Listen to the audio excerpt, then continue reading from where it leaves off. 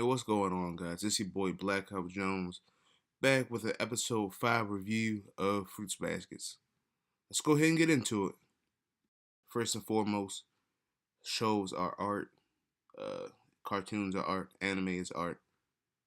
And what separates good art from great art is if it make you feel anything after you get done watching it. Like, it's one thing to be entertained in a show, but if the show gives you an actual emotion, an actual feeling, some thoughts afterwards, then you watched a great show.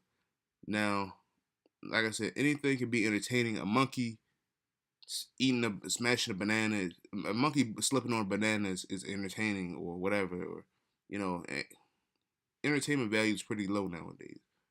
But if it actually makes you think and you actually have emotions going through you, you like, okay, that's a good show. Now, for me, Fruit Baskets checks all of those boxes. It's entertaining. It's zany. Last episode was pretty zany. It was pretty crazy with that new character. This episode takes us back. It was like a comedic episode, episode 4. This episode 5 puts us back in our feelings. Uh, it takes through a range of emotions. It's a very somber episode. It was a well done episode. So it's entertaining. Uh, it taps into your emotions very effectively. Uh, what was the last thing I just said? Well, the quality of the animation is good. Oh, it makes you think too. It makes you think, man. It makes you put your own life into perspective. You know, actually, if you don't think about things after you watch the show, then are you really watching the show, or you are just watching the show? You're not thinking, not actively thinking. But it's a good show. It checks all the boxes for me. And let's go ahead and get into this review, man. We pick up where we left off last episode. So Toro gets called from her grandfather that renovations are done. And she's so wholesome. She just goes ahead and tells them that the renovations are done. She didn't try to prolong her stay and make a big mess out of things. Very mature move. So she's leaving.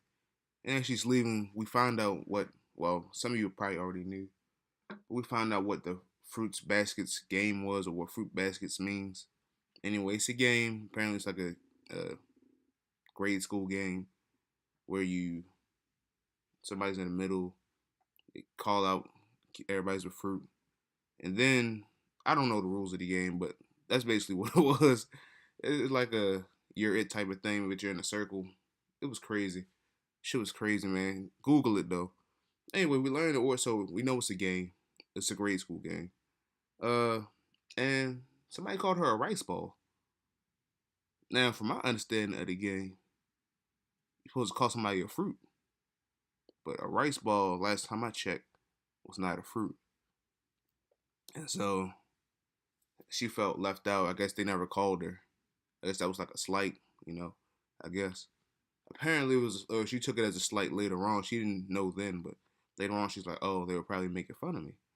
That's unfortunate. No, she doesn't deserve that. So when kids can be so cruel, man. Terrible, man. You go to elementary school, bro. You gonna see some reckless savagery going on, bro. Like it's nothing sweet in an elementary school, man. Man, then we see the members of the Soma clan in disarray, man. Stressed out, man. On edge. Shiguri was fine. He didn't really care either way. He was like, all right, see you. But Kaio and Yuki, boy, they were going through it. And I know how they feel. Cause like you guys probably know how they feel too. I mean, imagine having a cool homegirl or a cool coworker or a cool friend in high school, female friend. And then she, transfers or coworker get a new job and you like, dang, she was cool people's, bruh. Why I don't know why she left. But you like, fuck. Wish I could hang out more because she was it was a good vibe. See, vibes are rare out here, man. When you get a good vibe with somebody, you need to foster that vibe. It's a friendship, man. You need to nurture that friendship. Even though they were still gonna see her uh in school or whatever, it's not the same. They were actually like living with this person. That's like I don't know. It seemed like she was staying there for a while in the show, but like She was like a basically a member of the family at that point. Like she didn't share some times with these two guys with the family. So I'm sure they were probably if somebody was like a pain in the ass, you'd be like, man, thank God they gone. But somebody cleaning, cooking, helping out, all around good person, you like, yo, you can stay here as long as you want to. But you know how that goes. Hopefully y'all can clear this up for me in the comments, but the house was being renovated, right? So the house was being renovated, and Grandpa said he was going to stay at his daughter's apartment because it was too small. But it was too small, so he might as well stay somewhere else, right? I got that. Now she gets the call. The house is done with renovations, damn near, right? And so she goes back to the crib. Why is the whole family there? If the daughter had her own apartment, why is the whole family there? I don't get it. I thought it was just Grandpa and her. I know the daughter said something about her them moving to a bigger house. So are they staying with him with them now, or like whose house was that? Besides the point. Help me out in the comments, man. That was a little, I don't know. But anyway, besides that, their family's a bunch of assholes, man. They're a bunch of dicks. Like, yo, she had lost her her father to sickness. She done lost her mother in an accident. And you really gonna do that? Like, you really gonna probe her like she's like like she a hoe or something? Like she promiscuous or something? Bro, nobody give a fuck about your son police career. Come on now. Bro, they was dead wrong for that, bro. Treating her like she was a suspect. That's your family. That's your family, dog. But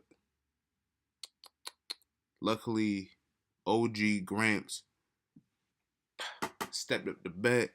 That's a good dude. He like as far as wholesomeness, yo, it's like I don't know. OG might be more wholesome than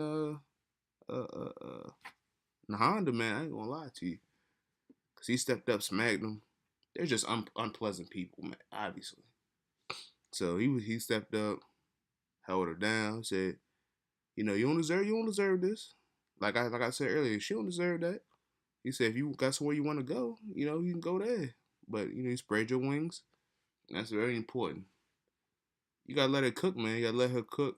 Let her do what she do.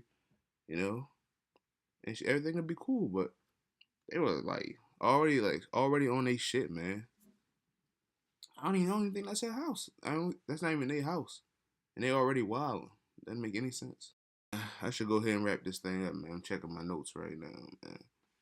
But they done made her cry, man. Yo, I swear, yo. Anytime Honda cries, bro, it's like, yo, there's no reason for this. She shouldn't be crying unless she crying like tears of joy or something. But yo, anybody who makes her cry is a sick individual, yo. For real, you gotta lock them up immediately. She didn't deserve that.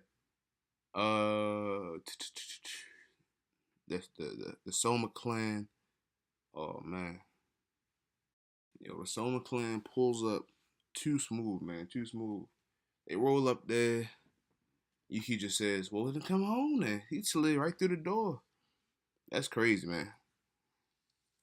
Well, I'm glad they stepped up like that. They pull up game is strong. They obviously fuck with her heavy. She fucks with them heavy. I'm glad they stepped up. That was a good scene, man. Uh, I should probably talk more about that, but there's not much to say. They obviously was going through it. They obviously was on edge when she was gone, and they said, "Oh hell no!" She gave an address, pulling up immediately, because they fuck with her. But I'm just go ahead and skip to the scene in the end, man. So the scene in the end, I've seen that happen in real life before, where because those guys obviously like her. Uh, I wonder if they'll ever turn to like a romance series though. But anyway, I've seen this happen in real life before, and it was nowhere near as wholesome looking as that was. If you know what I'm saying. The scene that played out right there, no, it was just way less wholesome to talk about. We're not gonna get into that this episode, but overall, phenomenal episode. Was it the best episode of the season? Possibly. It might be the best episode so far of the season. That's how good it was, and not even a lot happened really. But next episode, we'll probably get another clan member or something. Next episode, probably more of the same, man. Hopefully, we see some more characters. She's back in action.